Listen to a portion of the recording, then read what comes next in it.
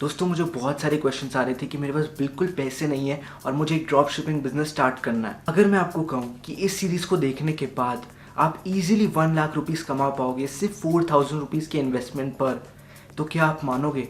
आप मानोगे नहीं, आप करोगे, क्योंकि मेरी गारंटी है कि इस सीरीज़ के एंड तक आपको कुछ ऐसी चीज़ें पता चल जाएंगी जिससे आप इजीली 1 लाख रुपीज़ से 3 लाख रुपीज़ तक कमा पाओगे, वो भी सिर्फ 4000 रुपीज़ के इन्वेस्टमेंट पर। वीडियो के शुरू करने से पहले मैं आपको बता दूं कि जो स्ट्रैटेजीज़ मैं सीरीज़ के ऊपर बताऊंगा वो स्ट्रैटेजीज़ मैं लॉन्ग रन के ऊपर मैं रिकमेंड नहीं करता हूं। मैं चाहता हूं कि आप 1 लाख रुपीज़ से 3 लाख रुपीज़ इस स्ट्रैटेजी के थ्रू कमा लो, ताकि आप उन पैसों को यूज़ करके पेड एडवर्टाइजिंग कर सको। आई होप आपको ये बातें समझ आई होंगी एंड आई होप कि आप इंटरेस्टेड है इस सीरीज़ के लिए। So let's get started. मैं आपसे माफ़ी चाहता हूँ कि मैंने अपने पुराने वीडियोस, बहुत सारे वीडियोस में बोला है कि मैं ज़ीरो से 1 लाख रुपीज़ की सीरीज़ लाऊंगा, यानी कि ज़ीरो इन्वेस्टमेंट पर। लेकिन इस वीडियो में मैं बोल रहा हूँ 4000। वो मैं आपको बताता हूँ क्योंकि मैं चाहता हूँ कि मैं ज़्यादा लोगों को अट्रैक्ट कर पाऊँ, क्योंकि 4000 रुपीज़ के रास्ते में इसी वीडियो में बताने वाला हूँ कि आप वो कैसे कमा सकते हो, ताकि आप जो है वो 1 लाख रुपीज़ की जर्नी में एंटर करो। तो जैसे कि आप लोगों को पता है कि एक बिजनेस में ज़ीरो से मिलियनर बनने के लिए आपको जो है बहुत सारे स्टेप्स क्रॉस करने होते हैं। तो 4000 वाला पहला स्टेप है, आप समझ सकते हैं। उसके बाद 3 लाख रुपीज़ वाला जो है वो सेकंड स्टेप है। उसके बाद 10 लाख रुपीज़ वाला थर्ड स्टेप है। उसके बाद आप अपने स्टेप्स खुद चुन सकते हैं। तो जो 4000 रुपीज़ वाला स्टेप है वो मैं इस वीडियो में बताता हूँ कि कैसे आप 4000 रुपीज़ कमा सकते हो विथ ज़ीरो इन्वेस्टमेंट, ताकि आप उन 4000 रुपीज़ को इस बिज़नेस पर लगा सकते।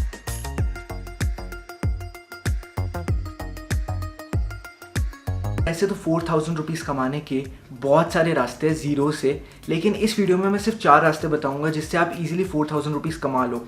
तो सबसे पहला रास्ता है, आप कोई लोकल जॉब्स कर सकते हो, जैसे कि डिलीवरी बॉय का, और बहुत सारे जॉब्स कर सकते हो। दूसरा रास्ता है, आप या तो अपने पेरेंट्स से मांग सकते हो, क्योंकि 4000 रुपीज़ जो है वो इतनी बड़ी बात नहीं है 4000 रुपीज़। लेकिन अगर आपके पेरेंट्स अफोर्ड नहीं कर सकते तो आपके पास अगर कोई गेम्स पड़ी है या फिर आपके पास कोई पुरानी चीज़ पड़ी है तो आप उसको बेच सकते हो।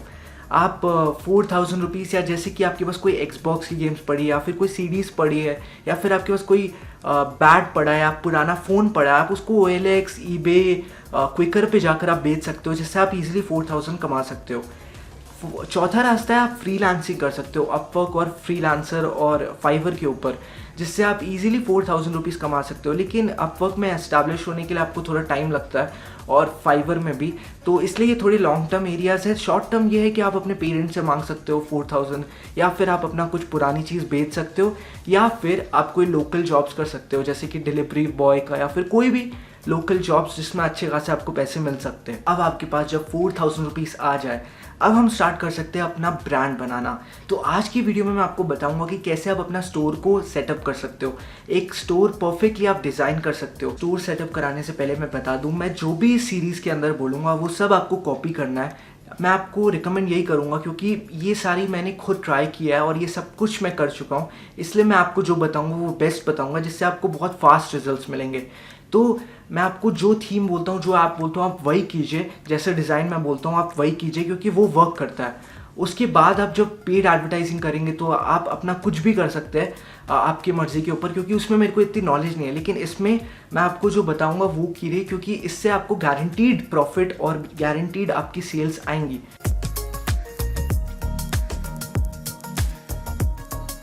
दोस्तों सबसे पहला चीज़, हमें जब एक स्टोर स्टार्ट करते हैं तो ऑब्वियसली नेम होता है। एक हमें नेम डिसाइड करना पड़ता है। तो जो नेम होता है वो ऑब्वियसली ब्रांड के ऊपर होता है। तो मैं इस सीरीज़ में आपको रिकमेंड करूंगा कि आप प्लीज़ फैशन ब्रांड स्टार्ट कीजिए, या फिर आप कोई भी सब फैशन ब्रांड स्टार्ट कर सकते हैं।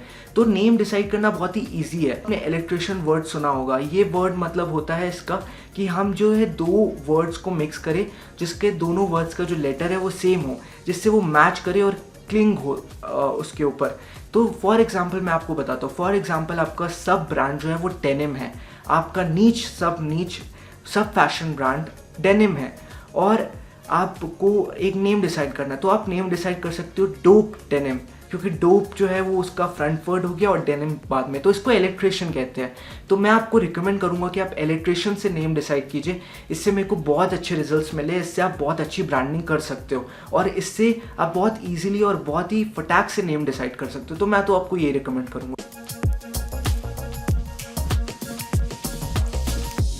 जब आपने नेम डिसाइड कर लिया, अब आपको जो है वो सबसे पहले उसका डोमेन ले लेना है। उसके बाद हम बात करते हैं कि आपका लोगो कैसा होगा। लोगो डिज़ाइन करते वक्त मैं आपको रिकमेंड नहीं करता कि आप उसमें कोई आइकन डालो। मैं आपको रिकमेंड करता हूँ, एक वेबसाइट है fontmeme.com। fontmeme.com में आप कोई भी सैंस या फिर सेरिफ फॉन्ट जो है उससे आप कन्वर्ट कर सकते हैं, जनरेट कर सकते हैं फ़ॉन्ट को। इससे आपको फ़ॉन्ट को अपने डेस्कटॉप पे डाउनलोड करने की ज़रूरत नहीं होगी, इससे आपको फ़ोटोशॉप यूज़ करने की ज़रूरत नहीं होगी। और मैं रिकमेंड करूँगा कि आप सिर्फ फ़ॉन्ट और सिर्फ लेटर्स ही अपना लोगो रखिए। इससे जो है वो बहुत ज़्यादा उसका प्रोफेशनलिज्म बढ़ता है आपके ब्रांड का, और इससे आपका ब्रांड बहुत लग्जरी दिखता है। अगर आप लोगों को कलरफुल करेंगे या फिर उसमें आइकन डालेंगे तो फैशन ब्रांड के लिए वो अच्छा नहीं होता, जो हम हाई प्राइसेस उसमें रखेंगे। तो ब्रांडिंग के हिसाब से आपको जो है वो बहुत ही ज़्यादा मिनिमल रखना है और उसको जो है वो लेटर्स में रखना है। कौन से आपको फ़ॉन्ट्स यूज़ करने हैं, आप सैंस और सेरिफ में कोई अच्छा सा फ़ॉन्ट यूज़ कर सकते हैं। और मैं रिकमेंड करूँगा कि आप वाइट उसको रखिए ताकि आपका जो ब्लैक बैकग्राउंड होगा उससे वो हो जाए, और वो तो PNG होता है। तो अगेन fontmeme.com जो है वो सबसे बेस्ट प्लेस है फॉन्ट्स को और लोगो डिज़ाइन करने का।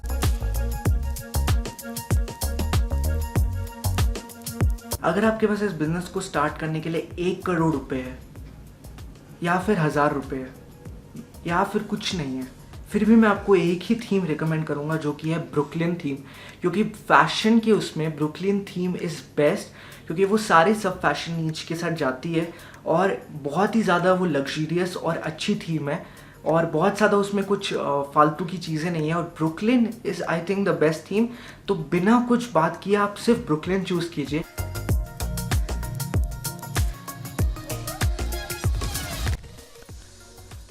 सो गाइस जब आप ब्रुकलिन थीम के अंदर आओगे डिज़ाइन करने के लिए, उसमें आपको कुछ ऐसा फॉर्मेट रखना है। सबसे पहले आपको स्लाइड शो रखना है, उसके बाद आपको रिच टेक्स्ट रखना है जिसमें आपको थोड़ा सा इंट्रोड्यूस कराना है अपने ब्रांड के बारे में या फिर अपने ब्रांड के नेम के बारे में। उसके बाद आपको रखना है फीचर्ड कलेक्शन, और उसके बाद आपको रखना है subscribe to our newsletter. Subscribe to our newsletter वाले को आप थोड़ा इंटरेस्टिंग वे में भी लिख सकते हो जिससे आपको बहुत ज़्यादा ईमेल साइन अप मिले। उसके बाद फुटर में जैसे कि आप देख सकते हो प्राइवेसी पॉलिसी, रिफंड पॉलिसी और टर्म्स ऑफ सर्विस होगा। तो ये बेसिक पूरा एक फॉर्मेट है ब्रुकलिन थीम का। अब हम चलते हैं आपको कौन से ऐप्स यूज़ करने चाहिए अपने स्टोर के ऊपर। दोस्तों मैं 3 ऐप्स रिकमेंड करता हूँ आप अपने स्टोर्स में रखो जिससे आपका स्टोर बहुत ही ज़्यादा इम्प्रूव होता है। ये तीनों ऐप्स जो है वो बहुत ही अच्छे हैं और बहुत ही ज़्यादा मिनिमल है, जो आपके स्टोर के साथ, लग्जरी स्टोर के साथ बैठेंगे। For example the first app is Beekeeting, जो सेल्स पॉप है। इस ऐप की मदद से कस्टमर को लगता है कि इस पर्टिकुलर स्टोर में ट्रैफिक है। फॉर एग्जांपल जब हम किसी बाहर रेस्टोरेंट में जाते हैं, बाहर मार्केट्स में जाते हैं, तो वहाँ रेस्टोरेंट्स होते हैं। हम उस रेस्टोरेंट में थोड़ी ना जाते हैं जहाँ पर कोई नहीं है, हम उस रेस्टोरेंट में जाते हैं जहाँ पर भीड़ हो अच्छी खासी। तो वैसा ऐप का काम करता है ये, ताकि दिखाने के लिए कि हाँ बहुत सारे लोग यहाँ से ख़रीद रहे हैं। सेकेंड ऐप है स्टिकी कार्ट। दोस्तों बहुत सारे लोग स्टिकी कार्ट को यूज़ करते हैं। जो स्टिकी कार्ट होता है, जो कार्ट नीचे रहता है, जब हम डिस्क्रिप्शन के नीचे तक भी चले जाते हैं, मगर वो जो कार्ट होता है, वो जो ऐप्स यूज़ करते हैं वो बहुत ही ज़्यादा गंदे होते हैं और बहुत ज़्यादा वो कार्टूनिश लगते हैं। तो हमें क्या करना है, हम एक लग्जरी स्टोर बना रहे हैं, तो उसके लिए हमें ये वाला ऐप डाउनलोड करना है, स्टिकी कार्ट बाय अपलिंकली। इसमें आपको ब्लैक कार्ट रखना है जिससे आपका स्टोर बहुत लग्जरी दिखे, और ये बहुत ही मिनिमल डिज़ाइन वाला ऐड टू कार्ट है। अब थर्ड ऐप की बात करूँ, ये one of the main apps है। इस ऐप का नाम है अल्टीमेट सेल्स बूस्ट। इससे आपको बहुत सारे फ़ायदे होते हैं। इससे आप जो है वो टाइमर लगा सकते हैं, फ्री शिपिंग का टाइमर लगा सकते हैं, आप इससे चेकआउट का टाइमर लगा सकते हैं, ट्रस्ट बैजेस भी लगा सकते हैं। तो बेसिकली ये एक ऐप है और ये 5 चीज़ों का काम कर देता है, और ये एकदम फ्री है, तो आप इसको ज़रूर डाउनलोड कर लीजिए। अब हम बात करते हैं कि स्टोर को नॉर्मल सेटअप कैसे करना है। दोस्तों बहुत ही बेसिक स्टफ़ है ये, लेकिन फिर भी मैं बात कर लेता हूँ। तो जैसे कि आप देख सकते हैं यहाँ पे सेटिंग्स है, मैं आपको बेसिक एक सेटअप बता देता हूँ स्टोर का कि कैसे करना है।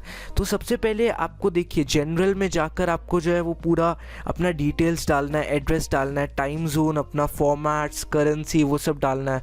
उसके बाद आपको पेमेंट प्रोवाइडर्स में जो है जाकर अपना पेपैल कनेक्ट करना है। और जैसे कि आप देख सकते हैं बहुत सारे लोग यहाँ पर नहीं करते, फिर उनको बहुत ज़्यादा ऑर्डर्स आ जाते हैं, फिर उनको बार बार मैनुअली करना पड़ता है और कभी कभी लोगों का एक्सपायर भी हो जाता है। इसलिए मैं कहता हूँ कि ये automatically capture payments for orders ज़रूरी है करना। तो checkout actually one of the main है, यहाँ पर लोग डिसाइड करते हैं खरीदना, क्योंकि यहाँ पर सब फिल आउट करते हैं। तो सबसे पहले आप कस्टमाइज चेकआउट कर लीजिए, आप लोगो डाल दीजिए, आप कलर्स चेंज कर सकते हैं, फॉन्ट चेंज कर सकते हैं। मैं आपको रिकमेंड करूँगा आप बहुत ही मिनिमल रखिए सब चीज़ों को। उसके बाद कस्टमर अकाउंट्स आपको ऑप्शनल करने हैं। To checkout customer can only checkout using email, और फुल नेम जो है वो require first and last name, company name hidden होगा, एड्रेस लाइन 2 ऑप्शनल है, शिपिंग एड्रेस फ़ोन नंबर भी ऑप्शनल है। ये सब आप देख सकते हैं। तो आप ये सब कॉपी कर सकते हैं मेरा। उस शिपिंग में आपको मेक श्योर करना है कि फ्री वर्ल्ड वाइड शिपिंग आप दे रहे हो। उसके बाद लीगल में अगर हम जाए तो लीगल में आपको तीनों फॉर्म्स जनरेट करने, तीनों पॉलिसीज़ जनरेट करनी है ऑटोमेटिकली, और वो फुटर में आपको अप्लाई कर देनी है।